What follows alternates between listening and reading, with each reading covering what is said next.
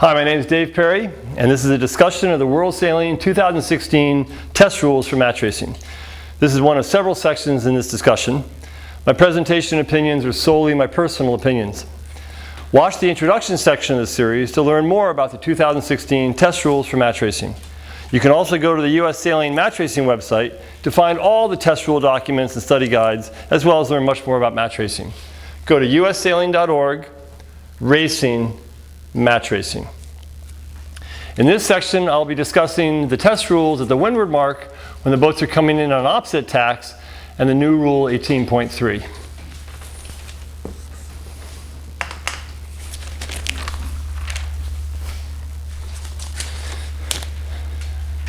As we dive into the Windward mark scenarios, there may be some contact. Of course, to be avoided in real boats. But a word about Rule 14, which is the rule about contact, which has not changed. Rule 14 requires all boats to avoid contact if reasonably possible.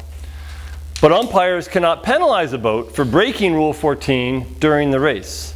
The matter is handled after the race and can involve a loss of points and/or money. As we work through these scenarios, we're focusing on the rights and obligations of the boats other than their obligation to avoid contact. That obligation is always in effect. Keelboat match racing is usually done to a single windward mark to be left to starboard. Occasionally, if the current's going across the course, like in San Francisco Bay, they have an option to send you to a single windward mark to be left to port. Rarely used. But in multi-hull match racing, it's very common to have a windward gate, in which case you'll be rounding the right-hand mark to starboard or the left-hand mark to port.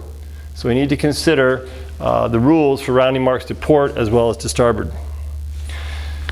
In this section, we're going to talk about boats coming in on opposite tacks. So first of all, a simple one here. Boats coming in on opposite tacks. Boat on the left, we'll call them port. Boat on the right, starboard. The boats are clearly overlapped, and once one boat enters the zone, Rule 18 turns on, and the terms overlap apply.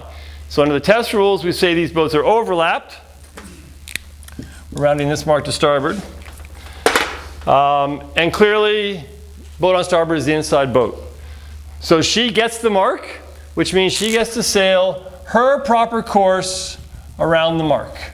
Whatever she thinks will get her around the mark as quickly as possible and on to the next mark and finish in the absence of the other boat affected here. It's simple. If she comes in here, once she passes head to wind, she's tacking, and Rule 13 requires her to keep clear. She's exonerated if she breaks that rule. When she completes the tack, she's just acquired the right of way. If the other boat can't keep clear, she's exonerated as long as she's sailing her proper course. And notice, in a game change from the current rules, if blue is crossing yellow here, and then starboard, as part of sailing her proper course, if she changes course and then port can't keep clear, starboard has broken Rule 16 by changing course and not giving room to keep clear. However, as long as she's on her proper course, she's exonerated. That's a change from the current rules.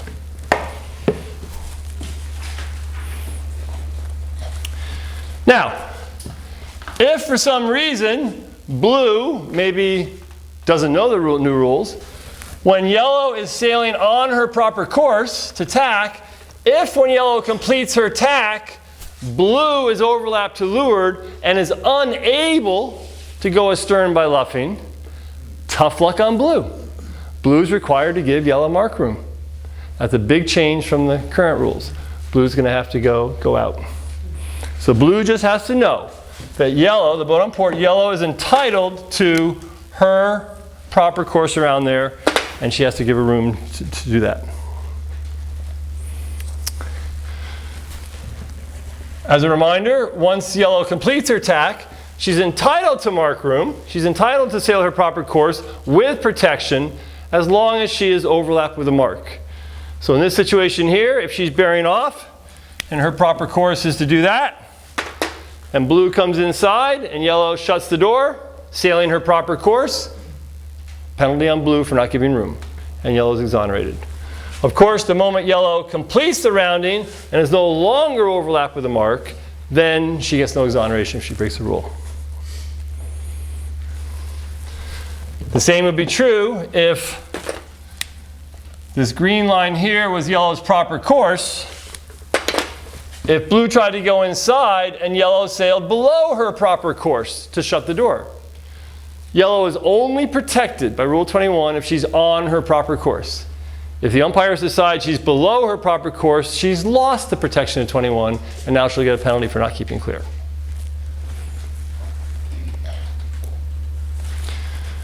The last thing which is interesting and very important to know is that as starboard comes in here, she's entitled to her proper course.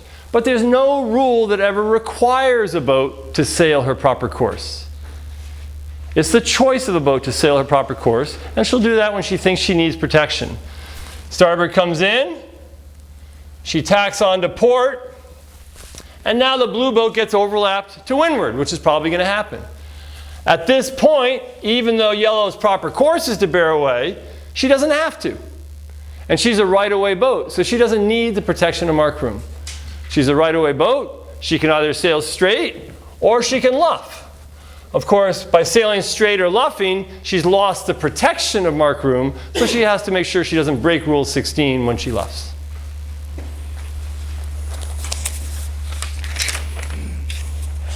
Now, there's a feature in here which is very new. And now we're going to talk about the new test rule 18.3.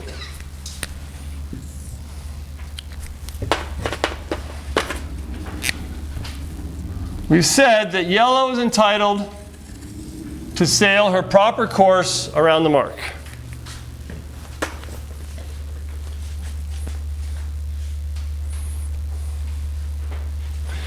What Rule 18.3 says is that when an inside overlapped right-of-way boat must change tacks in order to sail her proper course, she can't go farther from the mark than needed to sail that course.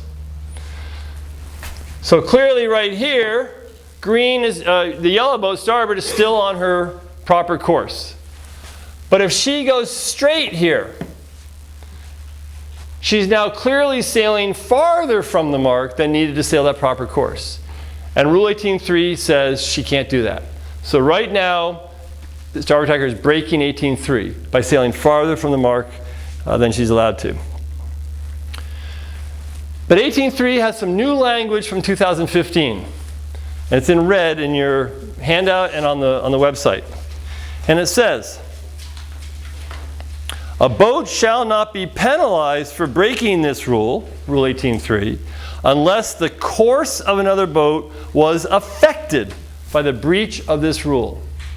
What they mean by that is, if while the boat is breaking 18.3, which she can only do while she's the inside overlapped right-of-way boat, but if while she's breaking 18.3, the course of the other boat is affected, then she will be found to A, have broken the rule, and B, she'll be penalized for breaking the rule.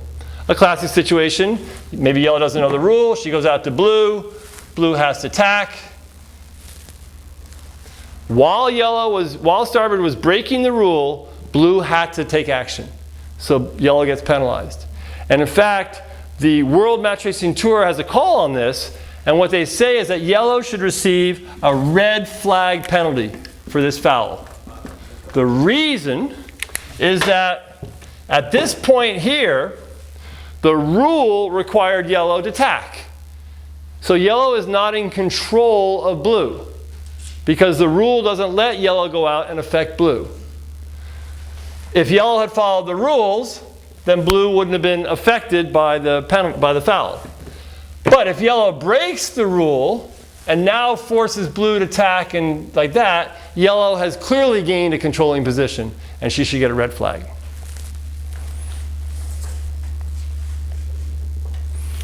Now, the reason they put this in here is that imagine a situation where yellow is 2 boat lengths ahead of blue, or 3 boat lengths ahead of blue in the race. Blue's on the ley line.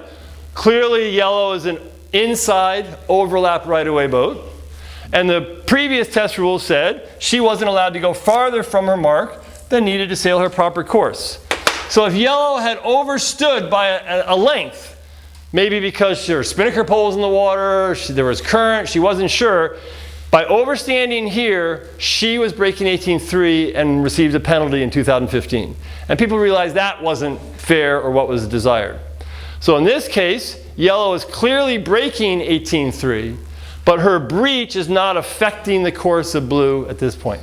Therefore, she wouldn't get penalized for it. The umpires would say, I'm breaking the rule, and then they'd ask the question, well, are you being affected? And the other boat umpire would say, no, I'm not being affected. Now notice, the affecting of the course is only while this boat is breaking the rule. So if yellow overstands, clearly breaking the rule, then tacks onto port, once she changes tack, Rule 18.3 is done. Because Rule 18.3, the premise of 18.3 is that the boat must change tack to sail a proper course. Once she passes head to wind, from that point on, she doesn't need to change tack. And however she affects this boat after that is not a breach of 18.3. So if blue says, oh, I'm in bad air, I had to head up, tough luck on blue. If blue chooses to then sail in here and claim, well, yellow couldn't have shut the door if she hadn't overstood, tough luck on blue. Because while yellow was breaking the rule, blue's course was not affected. What happens after that is not 18.3.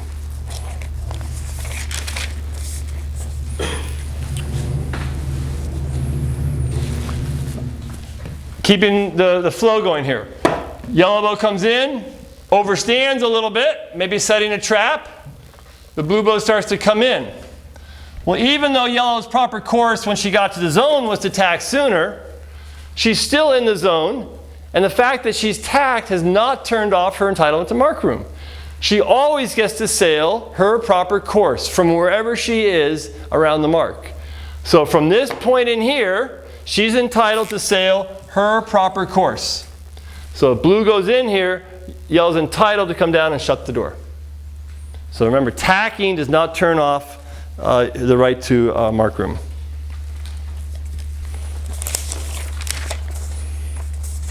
Another feature of this 18.3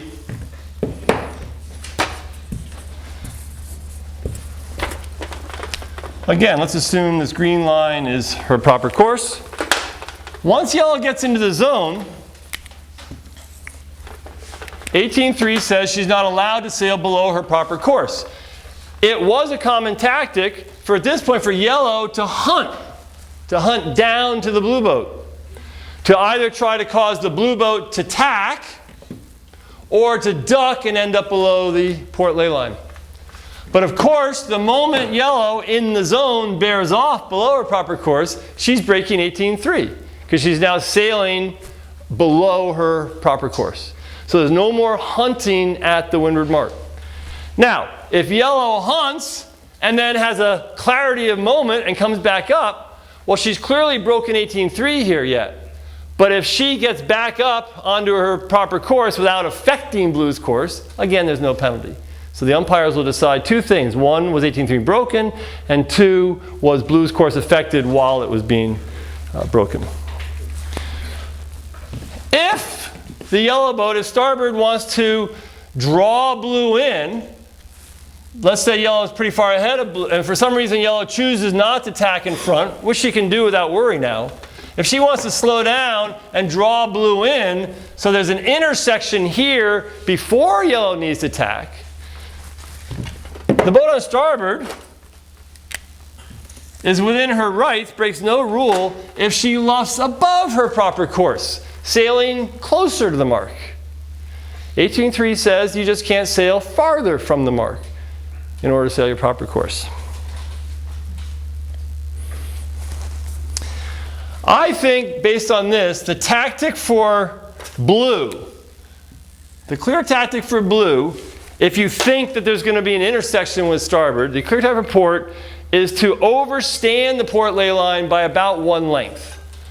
I think one length should be sufficient to to not have yellow come a whole boat length past the ley line to come out and get you. And it's like blue has a port has a sort of a glass ceiling or a glass protection that yellow can't come out and get to them. So I think blue just overstands by a boat length. Then, when yellow tacks, I think tactically blue wants to make sure she doesn't get overlap to windward of the yellow boat. I think she wants to stay behind, maybe by slowing, and she wants to plan around behind. Remember, her boom can touch the mark now. She wants to plan around behind, and if she has more speed, come in and get an overlap, and then up we go. So that's a whole different way of thinking about this coming in. I think starboard has two choices. One, if port is on the ley line, starboard might choose to slow, either by luffing slightly or just luffing her sails on her proper course. Slow and draw blue into this position, where now blue's going to have to tack. Or if blue is overstood at all, I think yellow's only move is just come in, have a really good tack, and set your spinnaker and go from there.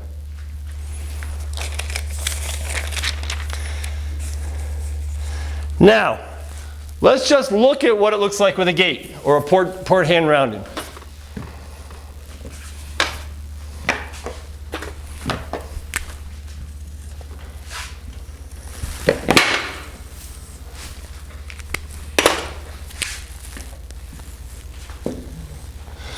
And if you follow the America's Cup or the World Match Race Tour, you're going to see more and more of this kind of action. I always call the gates as I'm looking at them. So that's the right-hand gate mark, left-hand gate mark.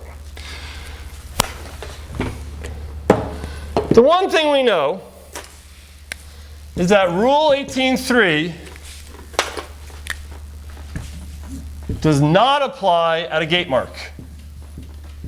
Just the same way the current Rule 18.4 does not apply.